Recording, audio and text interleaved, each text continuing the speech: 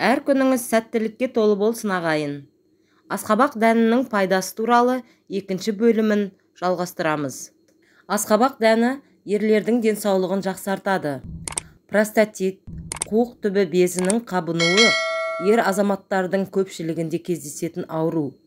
Аталған ауру денсаулығыңызға ғана емес, өмір сүру қалпыңызға да, төсектегі тірлігіңізге де кері әсерін тигізеді.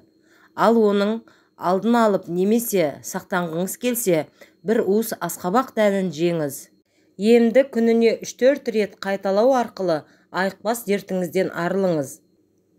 Асқабақ дәнінің құрамындағы L-аргинин заты ерлердегі тестостерон гормонын жандандырып, қуық асты безінің жұмысын жақсартады. Сонымен қатар, жамбастың қан айналымын тездетіп, суықты емдейді, әрі ісігін қайтарады. Асқабақ дәні артық салмақтан арылтады. Кез келген дән, әсіресе асқабақ дәні, өсімдік ақуызы мен жасыныққа бай.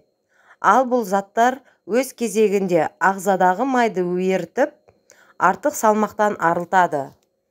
Диетологтар, қарныңыздың ашқанын сезе бастасаңыз, асқабақ дәнін жеуге әдеттеніңіз дейді.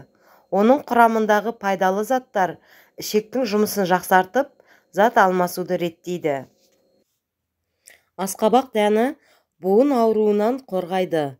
Суыққа қарсы күресетін күшке ие асқабақ дәні буын ауруын емдеп, тұз байлануын болдырмайды.